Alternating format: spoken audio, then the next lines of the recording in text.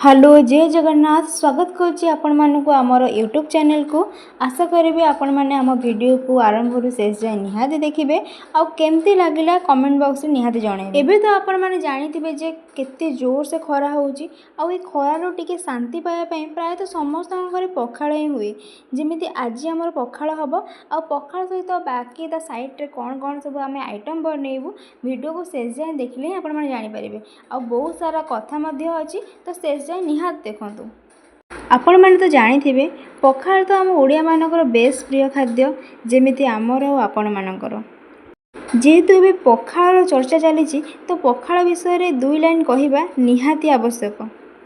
सत कह गले मोर तो पखाड़ आलू भजारे भात 100 रु 100 उठी जाए किंतु आज टिके दी तीन टा आइटम आम एक्स्ट्रा बनईचु आ पुणी एते गरम रे एबे डेरी न करी चलतु पखाड़ विषय दुई लाइन टिके सुनिबा आ केमती लागिला कमेंट बॉक्स तो अच्छी निहाती आपण माने जणेबे।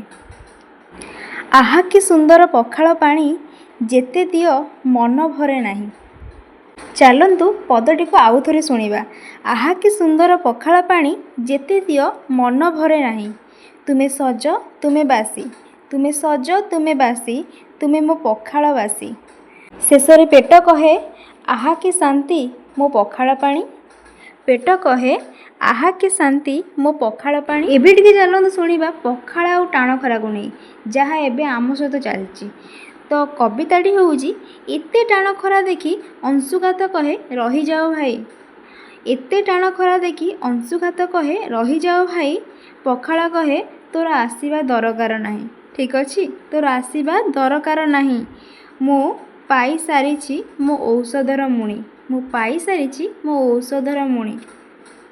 एबे एबे आम कविता सर सहित आम खाଇବା भी सब प्रस्तुत हो सारी ताहले मु आपण मानक कहूँ जे कौन कौन बनाई शाग भजा पकुड़ी ता सहित बड़ी ता सहित भेंडी आलू भजा आउ बादाम बड़ी चूरा ता सहित बड़ी आउ आंब तो कमन एबे चलची ता सहित सज पखाड़ तो ये सब बो पूरा एते गरम रे भी एते सारा सब बनै सारी तो चलतु खाଇବା आरंभ करवा।